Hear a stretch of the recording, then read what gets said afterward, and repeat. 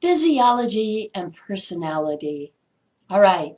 So the most notable differences that are found with physiology um, and personality are those between extroverts and introverts. And remember that Isaac had already found that extroverts and introverts reacted very differently to caffeine. Okay, and that caffeine had a much stronger effect on introverts. Okay, and so extroverts can drink more of it. And this is, there are a lot of ways of studying this. Isaac started out, using blood pressure. Okay. There are a lot of ways of studying that kind of arousal. And let me give you another example. What is the galvanic skin response? Any of you know? I'm sure that some of you knew that that was basically sweating, right? So how much we perspire. And the thing is, there are very subtle differences that we can pick up with GBS measurements. When we measure that galvanic skin response. Okay, very subtle differences, but very reliable and can have very strong effects. So you may not feel, for instance, that your blood pressure, your arousal level has changed much as you've been watching these lecture segments, but actually it has, and you just didn't notice it. But we've got measurements that we can measure far more precisely than that. And the galvanic skin response is a really good example of how we can measure for sympathetic system, nervous system kind of activity. And the idea is, you tell me, is electricity going to travel the best, be conducted the best, travel the best in a wet environment or a dry environment? You're like, well, what? Of course. Yeah. So what they do with the galvanic skin response is they put an electrode, they glue one to one part of your palm. And then they will put another one a distance away from it. Okay. And then they will administer electricity into the first one and see how long it takes to reach the second one and how strong it is when it reaches there. Okay, that's what's being measured. And of course, if your palm gets a little more damp, a little more damp, a little more damp, it's going to travel a lot faster and a lot stronger.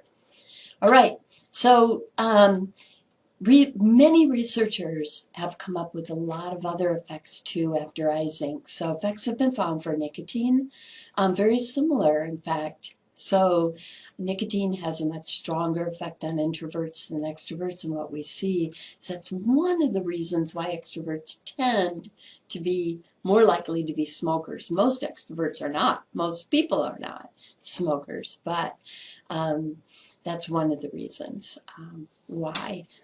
And then we see a difference with crowds. This is really cool because it points to general physiological thing about extroverts and introverts. The difference between them is that extroverts are more lively. So there's more energy with extroverts. There's more of a need for an energy output.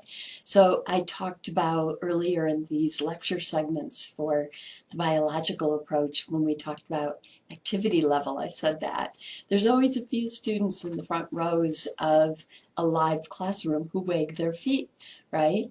And what's also interesting is if we measure foot waggers on extroversion, we find a larger percentage of them in the foot waggers group compared to the non-foot waggers group. But this idea with crowds is kind of based on that idea of energy, that extroverts are more lively, they have a higher energy output need.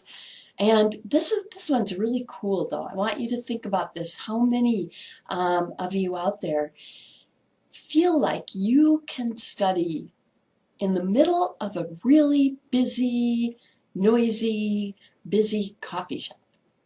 And you can study very well, okay? And some of you are going, yeah, I can. And some of you are going, no way, okay? And what we find is that extroverts can focus like that. even in a crazy crowded environment, they can focus. And they would actually rather study in that kind of environment than a really dead one like the library. And we find the opposite with introverts. They rather have that quiet and peace, no distractions around with the library. And so extroverts are less bothered by crowds in a lot of different situations, and that's one example. Introverts more bothered by crowds. And then we get to sensation seeking. Okay, extroverts have far higher scores on sensation seeking, generally speaking, than introverts do. Sensation seeking, seeking out sensation. Okay, um, how might this be played out? Oh, infinite number of ways. We could never even think of them all. But, extroverts might want to try spicier food because they're seeking a sensation. They, in a lot of different ways. And I want you to think about how this could be connected also with smoking, with a smoking addiction. Sensation seeking. Maybe, some people smoke because they need something to do with their hands. That's kind of a combination of tactile sensation seeking and also this idea of activity level and needing a release of that activity. These things could play into an addiction for smoking, right? And if that's true, it's really important to know, like we've mentioned before, the different components of your addiction. Okay, so we talked about this with smoking and with Freud's oral personality, right? But the idea here is all of these things could play in, may or may not play into an addiction to smoking. And if you're addicted and you're trying to quit, it's really important to know what plays in so that you can set up, more functional things to take their place. You're far more likely to succeed when you try to quit. So with sensation seeking, if you think that, this activity of doing something with your hands and also the physical sensation of doing something with your hands is playing into your addiction, then you would want to come up with something more functional to do with your hands. It could be playing with beads, a string of beads. It could be knitting. It could be anything, right? That you can think of to do with your hands, more functional thing. Speaking of sensation seeking, this is a really interesting personality variable, and you measured yourself on this. So I want you to take out your SAS sheet, okay, your self-assessment sheet, and to take a look at your sensation seeking score, because we are now going to interpret that. Now, the possible range of scores that somebody could have on this sensation-seeking scale is 20 to 120. Very lowest being 20, the highest being 120. The range that we have received from ASU students who have taken this class, okay, several hundred of them in the past, has gone, very lowest has been 23, and the very highest has been 112. Okay, so that kind of helps you know where you are in there. And then probably most important of all is knowing the ASU student mean, which is 73. 73. Are you about around that mean? Are you much higher than that? Are you much lower than that? Hey, you're sensation seeking. Let's go back to physiology and personality and take a look at this. Now when we look at extroverts, they do tend to report more positive mood. Okay, and that's interesting though, because does that necessarily mean they experience more positive mood? Not necessarily, but they think they do, right? All right. And then something that is not so good is that for extroversion is that extroverts sometimes have a tendency to act without thinking. In other words, they tend to be higher on impulsivity scores than introverts do. Okay. Not the best thing, but acting before thinking. And, okay, we also have some whoops, I think we missed focus. Let's go back here because this is important. We talked about the fact that extroverts can actually study in a really crowded place, like a crazy crowded coffee shop, even when there's music playing and such. And they have a tendency to be able to focus that stuff out and to focus in on what they are doing and not let that hurt them. In fact, what's really interesting is if you take somebody who's highly extroverted and you make them study in that library, it's not going to work very well, because what do you think will happen to an extrovert in that environment? Okay? They might fall asleep. They're going to get so sleepy, so unstimulated, okay, that they could fall asleep. So that background noise in the coffee shop, instead of being a distraction to them, actually helps them to be more focused. Okay? The opposite is true for introverts. They're going to focus so much better in the library, because if they get into the crazy coffee shop or bar scene, for instance, and are trying to do this, trying to study, all these other things are more of a distraction to them. Okay. All right. There's also some physiological studies on neuroticism. So we see extroversion, introversion coming out in these physiological ways a lot more. But with neuroticism, okay, what is found is that people who are high on neuroticism tend to be in a chronic state of activation. So when we measure that sympathetic nervous system activity, it could be the level of perspiration. Now, people really vary on how much they show that, but we can see differences.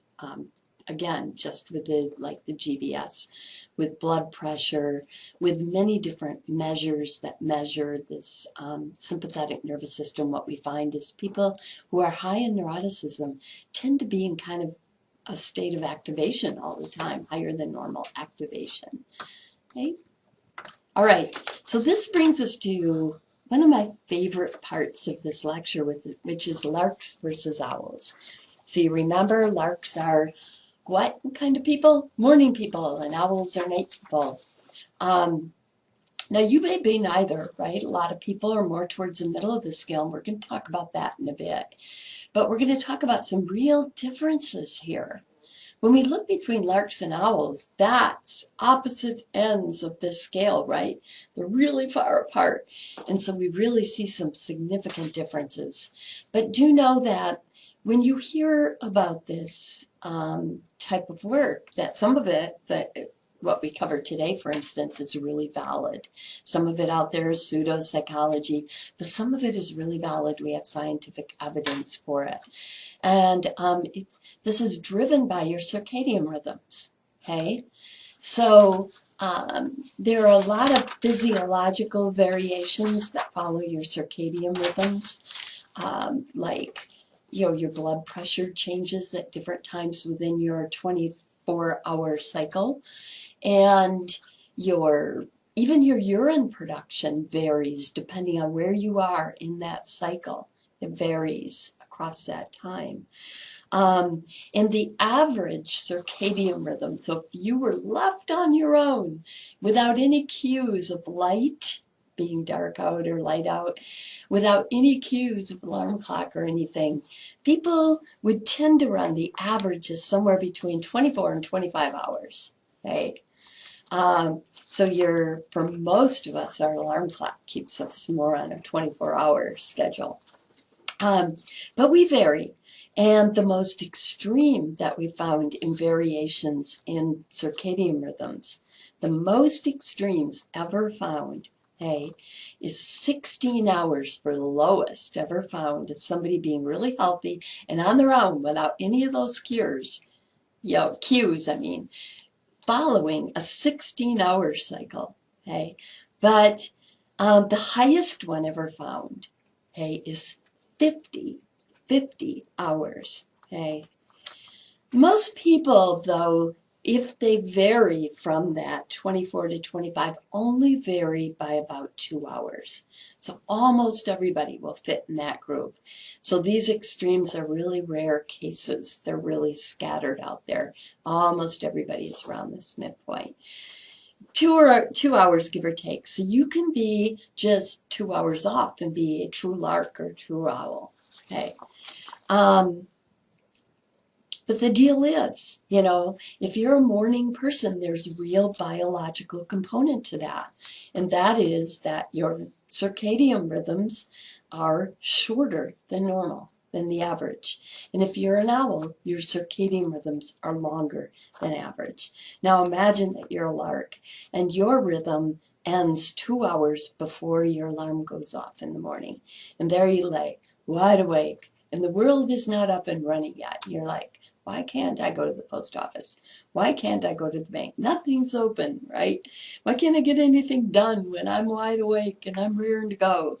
Now I want you to imagine the other experience, though. If you're a true owl and your circadian rhythm doesn't end until about 2 hours after your alarm clock goes off.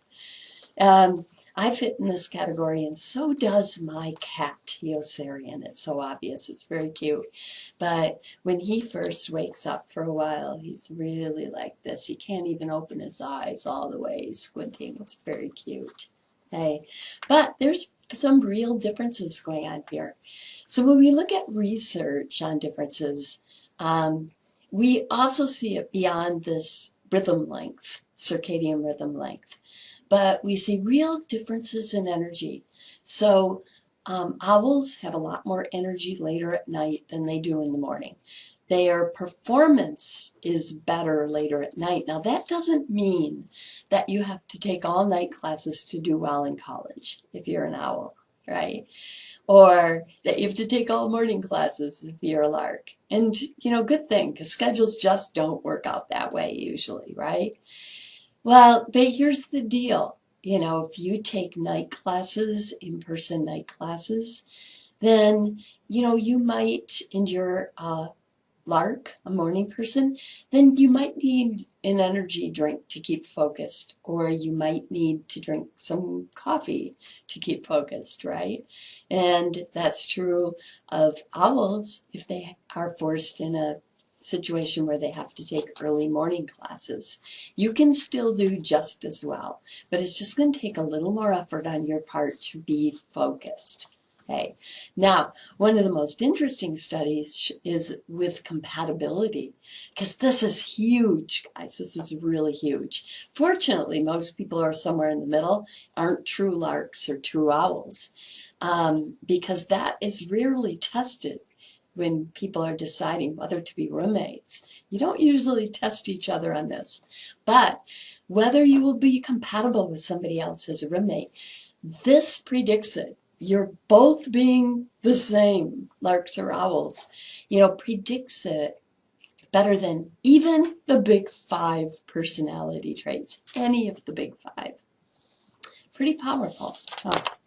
Okay, well, knowing that, okay, makes us really sometimes curious on our own score.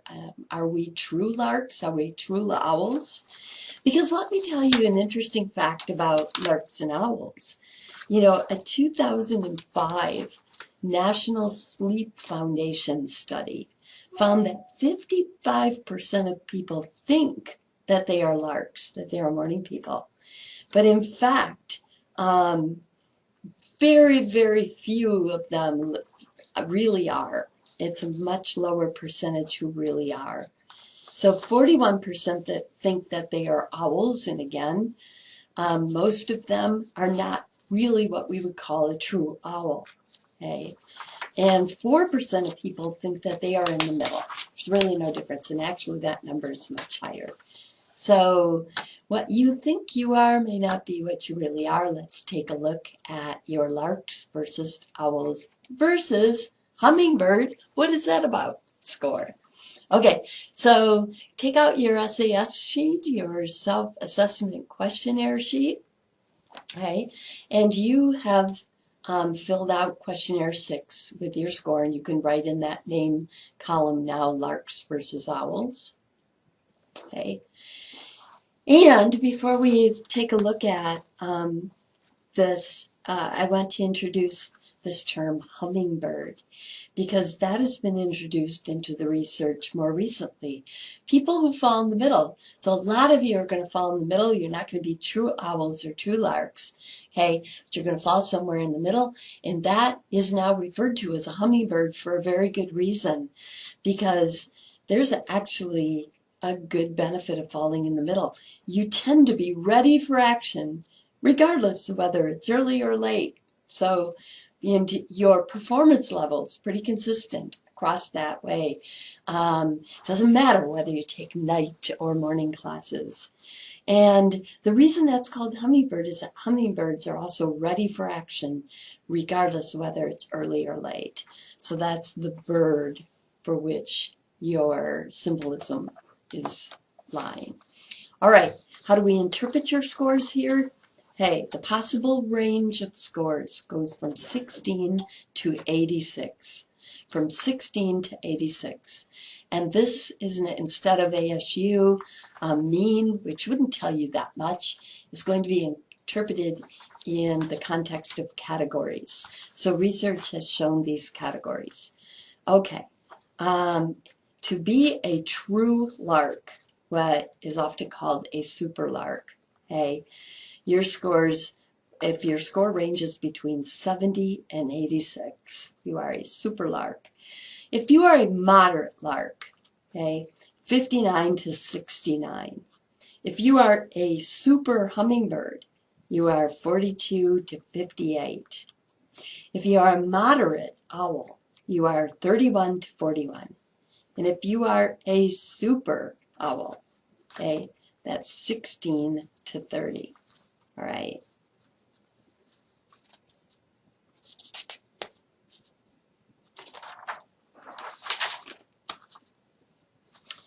Let's talk a little bit more about larks and owls now that we know whether we are a lark, an owl, or a hummingbird. Okay. So only a small percentage of Americans are really super lark or super owls. Most people land more in that hummingbird range. More in that, a moderate, range and hummingbird range. But some famous larks from the past include Benjamin Franklin, the Dalai Lama, and former President Bush. Both of them, in fact, both former presidents. And famous owls include President Clinton, President Obama, and a rapper by the name of Queen Latifah.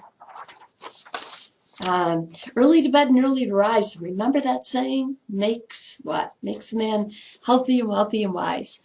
Who said that? Anybody know out there? That was Benjamin Franklin. Okay? And is there any truth behind that? There certainly seems to be a stereotype that morning people are more motivated and that they're more achievement oriented. And in fact, we find no difference on those measures. So research shows that regardless of early to bed, early to rise, or late to bed and late to rise, there's no difference if you, there's no correlation between those tendencies on your part and your physiological health, your physical health, or your psychological health. No differences, okay? But differences only arise in both groups, and they're really, really strong, significant differences, drains on your health, okay? Only in one condition, if you go against your grain. So, very important to go with what you are, a morning person, a night person, or a hummingbird. Now, actually, there's one thing that we found, one difference that has been found that is significant, okay, and that is that at handling, shift changes and jet lag. There's one category of those three that is significantly better than the other two at handling shift changes and jet lag. And you might guess that to be hummingbird, and if you did, you guessed that incorrectly. Surprisingly, that is owls. Owls tend to handle shift changes and jet lag better than the other two groups. Okay, the last thing that we're going to cover today is the heritability quotients, how to compute them. And you need to know this, you need to know it before the test. So what I want you to do is first, we are going to want to write down this equation. Okay, heritability quotients in your book, when you ran across them, they were H. They were given as small lowercase h. Okay, H equals, and it's always point something, right?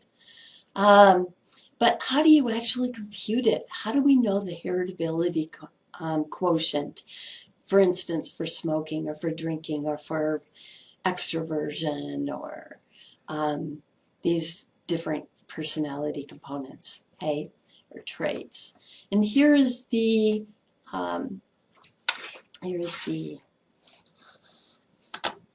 formula for you here. So what you do is you take what does the lowercase r stand for? Everybody should have had this in Psych 101, prerequisite for this course, right? And so hopefully you all got this right, that stands for correlation coefficient. So first, whatever you're wanting to know the heritability quotient for, you need to compute the correlation component between monozygotic twins on the measure for that thing. And you need to compute it for dizygotic twins. And then you take the monozygotic twin and you subtract the dizygotic twin correlation from their correlation, and that resultant number, you times that by 2. That's simple, that easy, okay? I just want you to practice that once and make sure that you got it, so that you can feel confident of that for the first test. But do be sure to get that equation there in your head, okay? Because you're going to have to do this at least once for the test. All right. So what I'm going to do is give you the correlation coefficient for the monozygotic twins, and that is 0.50, okay? And the correlation coefficient for the fraternal twins is 0.23. So I want you to go ahead and pause this and compute this and come back and see if you have the right answer.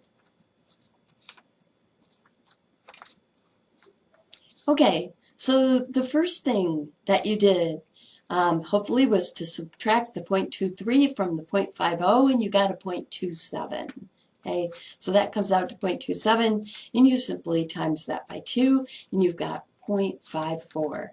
So our simple little run there, the answer is 0.54. Here's some interesting heritability quotients for you, really interesting. You might think that smoking is just something that people learn, that there would be no heritability quotient for that.